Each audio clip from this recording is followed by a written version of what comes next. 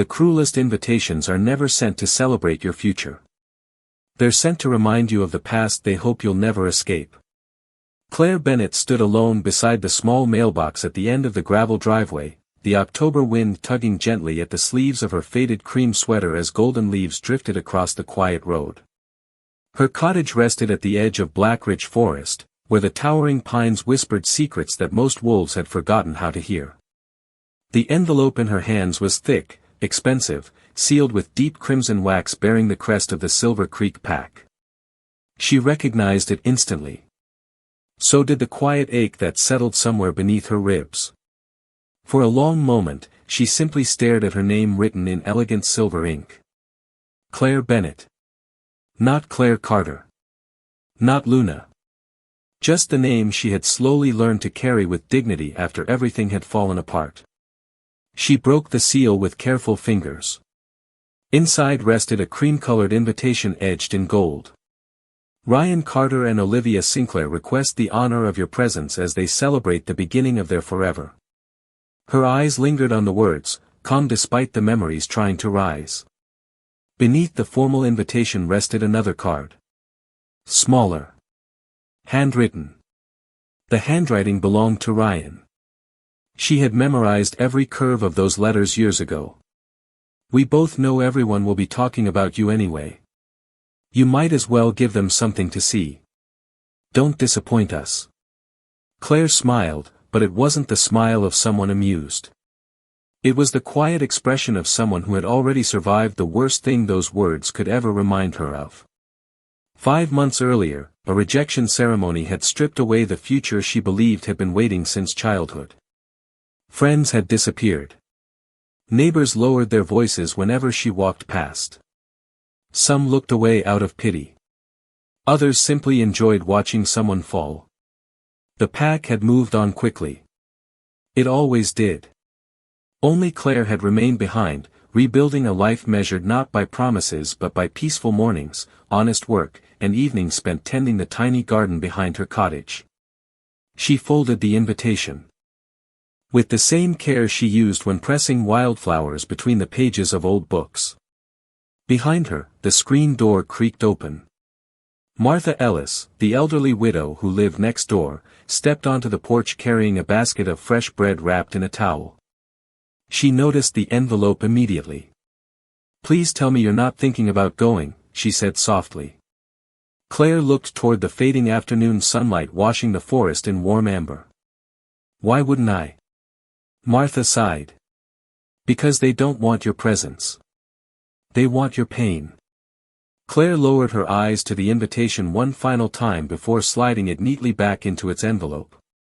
Maybe that's what they expect, she answered. But expectations have a funny way of changing. Martha searched her face, hoping to find anger, sadness, even fear. Instead she found something stranger. Peace. Not the peace of someone who had forgotten, but of someone carrying a secret too precious to be shaken by cruel words. As the sun slipped lower behind the trees, the distant sound of approaching carriage wheels echoed through the quiet valley. It was not the rough wooden wagon of a local merchant nor the familiar cart of neighboring farmers. The rhythm was smoother. Heavier. Royal. Claire lifted her eyes toward the winding road just as a magnificent black carriage trimmed in silver emerged between the pines, escorted by riders wearing the unmistakable crest of the Alpha King's household. It came to a graceful stop directly in front of her little cottage, and every bird in the surrounding forest fell silent. The carriage door opened before any servant announced a name. A man dressed in a charcoal uniform embroidered with silver thread stepped onto the gravel path and lowered his head with quiet respect. Miss Claire Bennett, he said, his voice calm and measured. His Majesty requests the honor of your presence at Blackthorn Palace. Martha Ellis stared from the porch, her basket slipping slightly in her trembling hands. No one from the royal household ever came to this forgotten corner of Blackridge Forest without extraordinary reason. Claire remained still for a heartbeat, studying the royal crest carved into the polished carriage door. A silver wolf beneath a crescent moon. She had seen it only once before, months ago, on a rain-soaked evening that she had never spoken about to anyone. "Is everything all right?" Martha whispered. Claire turned with the same gentle smile that had comforted frightened children and injured woodland creatures for years. "I believe it finally will be." She stepped into the carriage without another question. The interior was elegant without being extravagant, lined with deep blue velvet and polished walnut that carried the faint scent of cedar. Through the wide window, the familiar cottages slowly disappeared behind rows of towering pines as the horses carried her toward the northern mountains. Nearly 2 hours passed before the palace appeared above the cliffs, rising from the stone like it had always belonged there. Tall silver banners fluttered against the autumn sky, and fountains reflected the afternoon sunlight in shimmering ribbons across the courtyard. As the carriage stopped, palace attendants welcomed her with quiet bows instead of curious stares. That alone felt unfamiliar. No whispers followed her footsteps. No one looked at her with pity. She was escorted through marble corridors where portraits of past Alpha Kings watched silently from gilded frames. Finally, the attendant opened a pair of towering oak doors. Beyond them stretched a private library warmed by a crackling fireplace. Standing beside the tall windows overlooking the valley was the man whose presence seemed capable of calming an entire room without speaking. Alpha King Adrian Ashford wore a simple black coat instead of ceremonial robes, making him appear less like a distant ruler and more like someone carrying responsibilities too heavy to display. When he turned, his steel-gray eyes softened almost immediately. "Thank you for coming," he said. Claire lowered her head respectfully. "Your messenger made it sound important." Adrian walked toward a small table where 2 untouched cups of tea rested beside a neatly folded document. "It is." He picked up the envelope she had placed inside her satchel before leaving home. "You received the invitation." Claire nodded. "I did.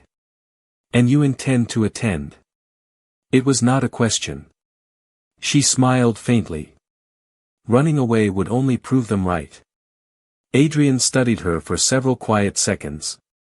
Most people would rather avoid reopening an old wound.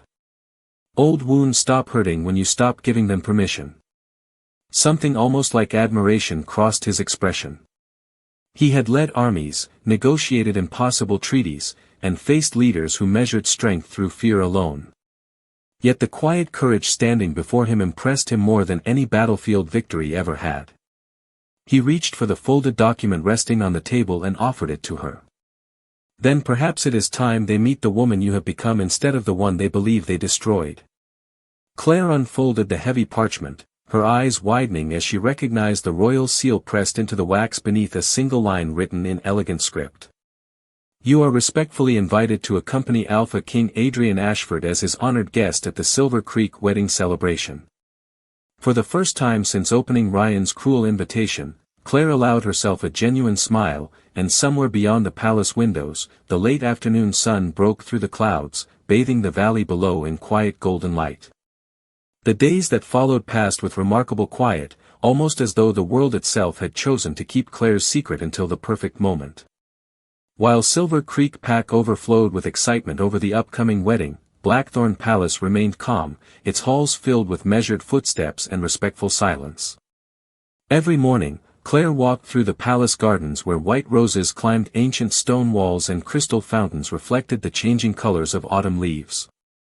She still found it difficult to believe that no one whispered when she passed. No one lowered their voice. No one reminded her of who she used to be. She had forgotten what simple kindness felt like until she arrived there. One afternoon, while arranging fresh flowers in a quiet reading room, she heard footsteps approaching behind her. "You still apologize every time someone holds a door for you," Adrian observed gently. Claire looked down, suddenly embarrassed. "Old habits stay longer than we expect." The Alpha King stopped beside the window overlooking the mountains. "Who taught you that kindness must always be earned?" Claire hesitated before answering. "People who believed affection depended on usefulness." Adrian remained silent for several moments, his gaze fixed beyond the glass where golden leaves drifted across the courtyard. "They were wrong." His answer was simple, almost quiet, yet it carried more weight than grand speeches ever could. Claire smiled faintly. She was beginning to understand why the palace staff respected him so deeply. It was never because of his title alone. It was because he noticed the things everyone else overlooked.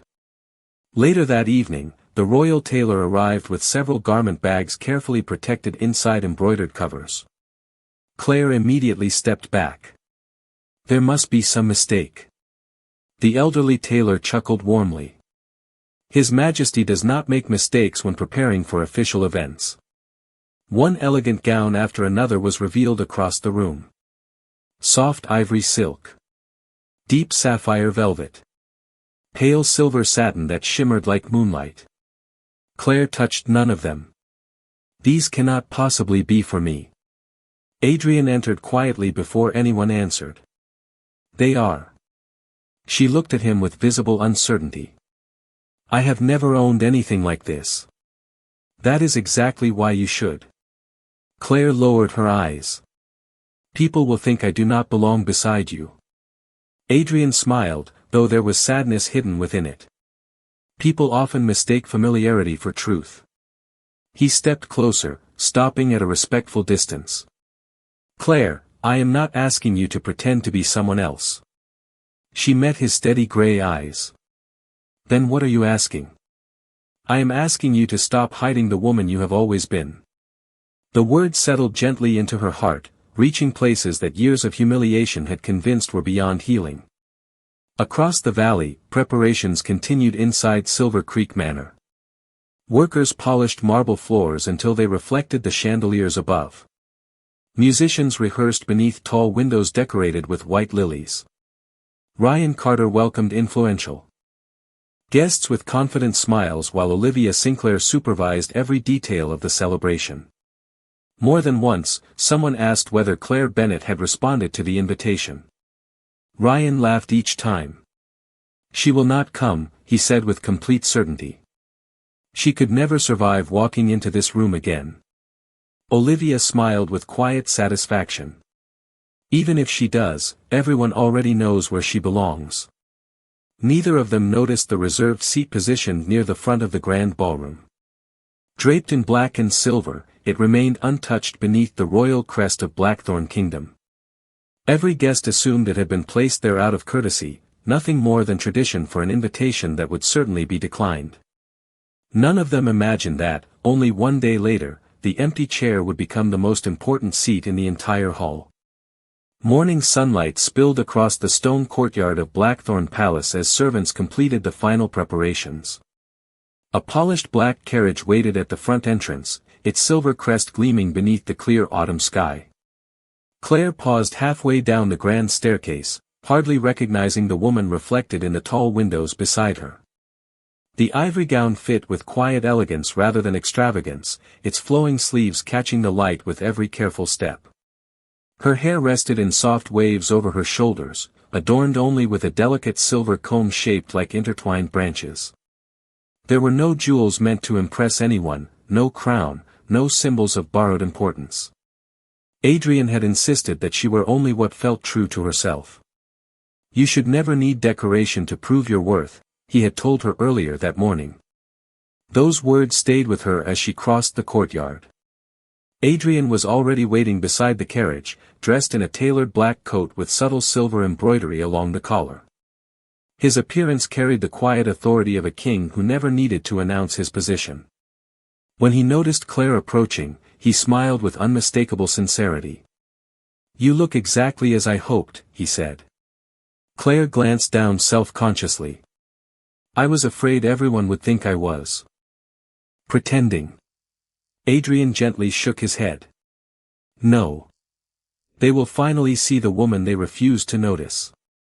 He offered his hand as she stepped into the carriage.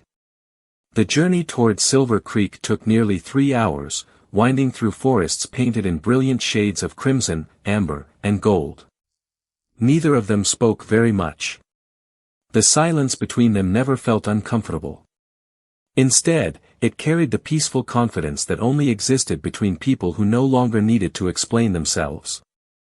As the towering gates of Silver Creek Manor appeared in the distance, music floated through the crisp afternoon air. Hundreds of guests had already arrived. Elegant carriages lined the circular drive while attendants welcomed influential alphas, respected elders, and noble families from neighboring territories. Inside the grand ballroom, sparkling chandeliers cast warm light across polished marble floors. White roses decorated every table, and a string quartet filled the hall with gentle melodies. Ryan Carter moved easily among his guests, accepting congratulations with effortless confidence. Olivia Sinclair greeted every visitor with flawless poise, certain that this day would become the happiest memory of her life. Near the center of the ballroom stood the single empty chair draped in black and silver beneath the royal crest. Curious whispers drifted from one table to another. "Do you really think the Alpha King will come?" someone asked. An older council member smiled knowingly. "His Majesty has far more important matters than attending another pack wedding." Ryan overheard the conversation and laughed politely. The invitation was simply a gesture of respect. No one expected him to accept. Relief quietly settled across the room. The empty chair became little more than another decorative detail as musicians prepared for the official ceremony. Outside, another attendant hurried toward the entrance after spotting a line of approaching carriages. Several guests glanced through the tall windows before quickly losing interest. They assumed another noble family had arrived a few minutes late.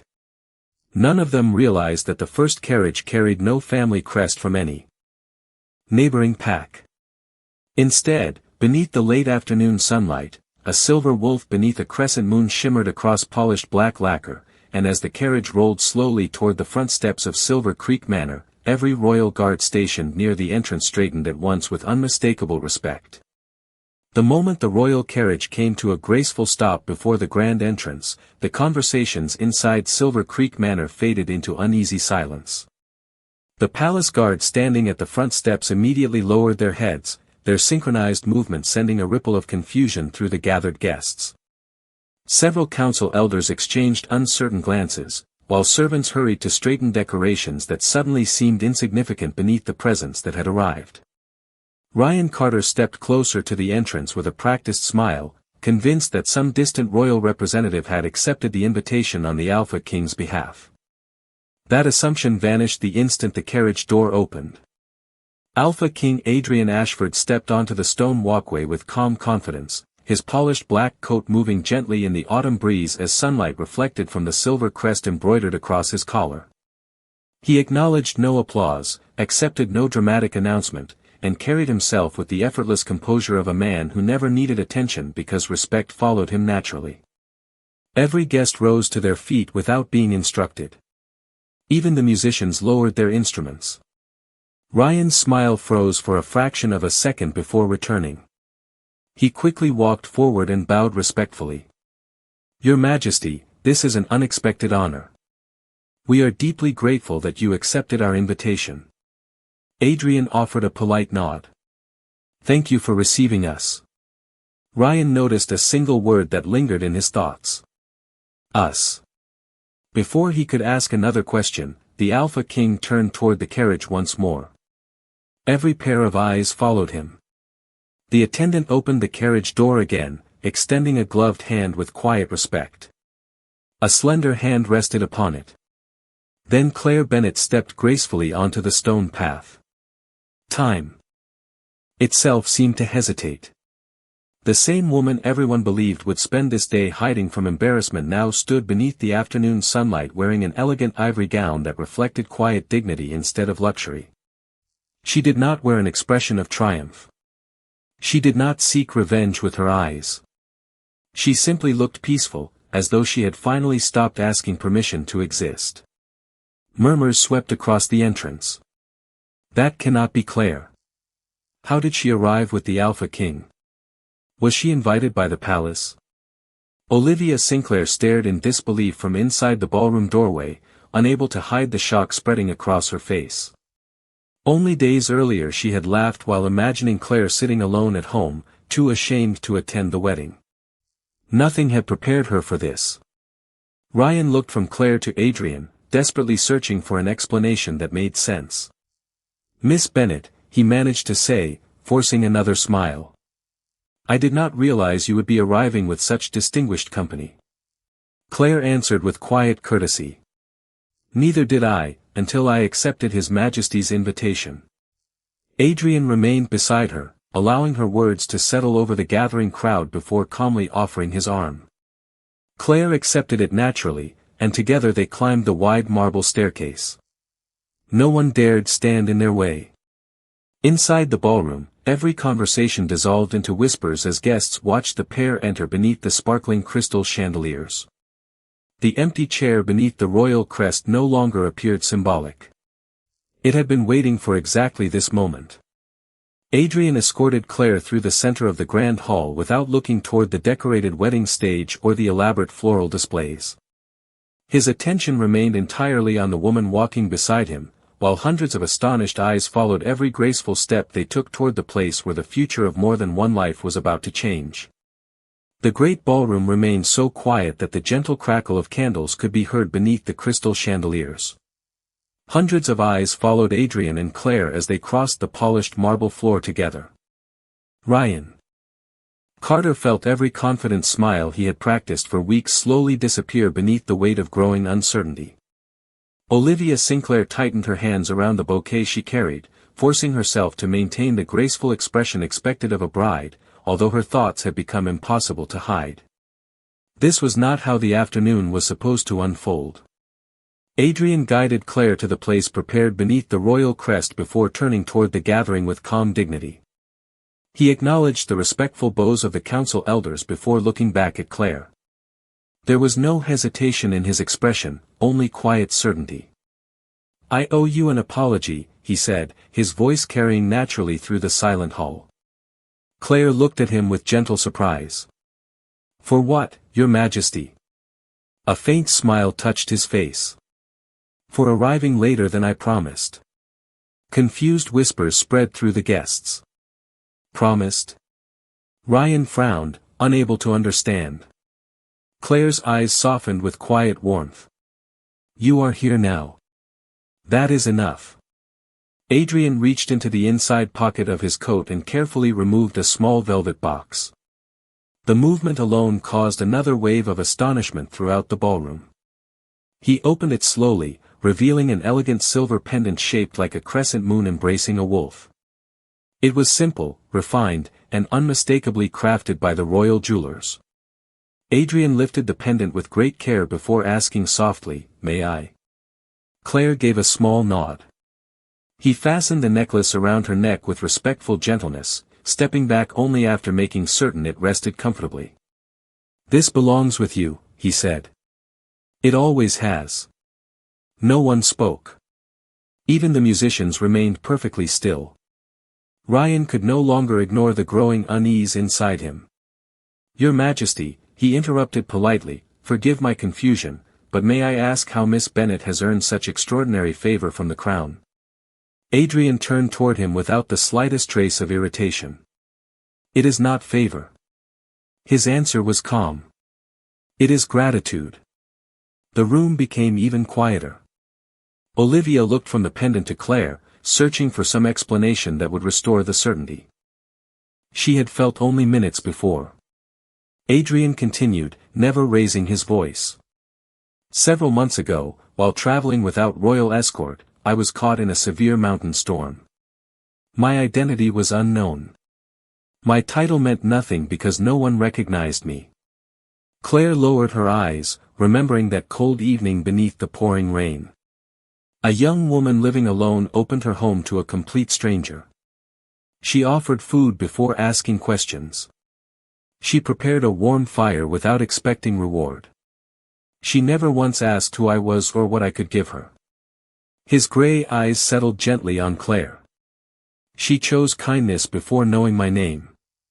Many of the guests slowly turned toward Claire with entirely different expressions than they had worn when she entered the ballroom. Adrian offered her his hand once more. She accepted it naturally, no longer uncertain of whether she belonged beside him. Their quiet gesture spoke louder than any declaration. For the first time since receiving that cruel invitation, Claire realized that the room no longer saw the woman they had once mocked. They were finally seeing the woman she had always been, and the truth had begun to change everything before another secret had even been revealed. The silence that followed Adrian's words felt heavier than any speech that had filled the ballroom all afternoon.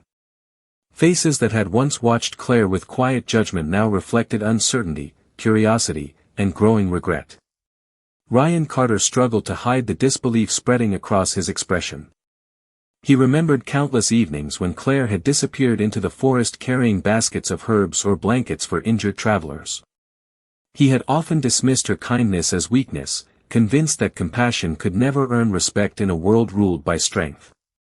Standing only a few feet away from her now, he realized how little he had ever understood the woman who had once trusted him with her future. Olivia forced a graceful smile, although it had become increasingly difficult to maintain. "That is certainly a remarkable story," she said carefully. "Miss Bennet has always enjoyed helping people." Adrian looked toward her with calm composure. "She did more than help." He reached into the inner pocket of his coat and unfolded a carefully preserved piece of cream-colored cloth. It was neatly stitched despite the faded edges left by months of travel. Claire recognized it immediately. She had torn it from her favorite blanket during the storm to wrap the injured stranger's cold hands before he continued his journey the following morning. Adrian held the cloth with unmistakable respect. "I carried this with me every day since that night," he said. "It reminded me that genuine character reveals itself when no reward is expected." Claire felt her eyes soften as forgotten memories returned. She remembered placing warm soup before a weary traveler who refused to let her call for help. She remembered insisting he stay near the fire until dawn. She remembered him thanking her with quiet sincerity before disappearing into the rain without revealing his name. She had never imagined that the stranger standing at her door had been the Alpha King himself. Adrian continued, allowing every word to settle naturally over the room. "After returning to the palace, I asked my advisors to find the woman who had shown such extraordinary kindness.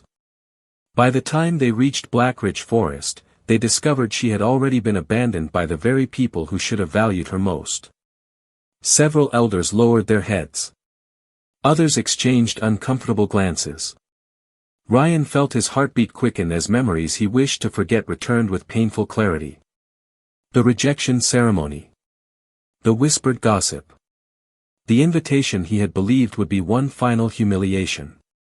Adrian's steady voice interrupted the silence once more. "When I finally met Claire again, I discovered that hardship had never changed her heart. She still greeted strangers with warmth. She still believed kindness mattered even after receiving very little in return." He turned toward Claire with quiet admiration. "That is far rarer than power." Claire looked at him, surprised by the honesty in his words. "I only did what I hoped someone would do for me." Adrian smiled gently. "Exactly." Then he faced the gathering one final time. "Many people spend their lives searching for loyalty, integrity, and compassion. I found all three inside a small cottage at the edge of Blackridge Forest." The room remained completely still. No one laughed. No one whispered. Every assumption that had defined Claire's place within the pack had quietly begun to crumble. Ryan lowered his eyes, understanding at last that he had never truly lost an ordinary Omega. Long before this wedding day arrived, he had already walked away from the woman whose quiet strength had earned the respect of a king before anyone else had even noticed her worth. For several long moments, no one dared interrupt the silence that had settled over the ballroom. The celebration that had been carefully planned now felt strangely unimportant, as though every flower, every ribbon, and every polished glass had become part of a much larger lesson unfolding before them.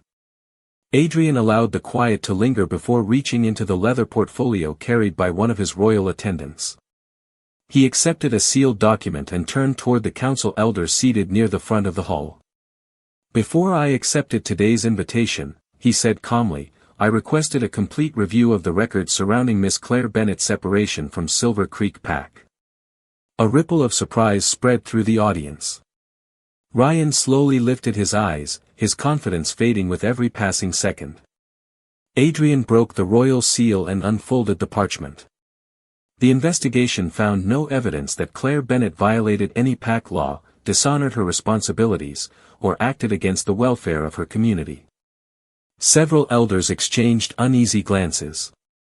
Adrian continued in the same measured tone.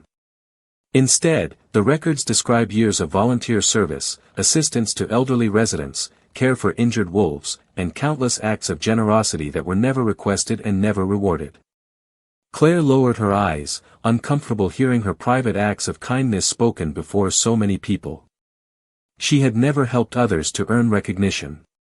She had simply believed that compassion should never depend upon an audience. Adrian looked toward the guests filling the ballroom. Reputation is a fragile thing. It can be damaged in a single afternoon by gossip, assumptions, and silence. Restoring it requires courage from everyone who allowed those assumptions to grow. His words settled over the room with quiet strength. One by one, members of Silver Creek Pack lowered their heads.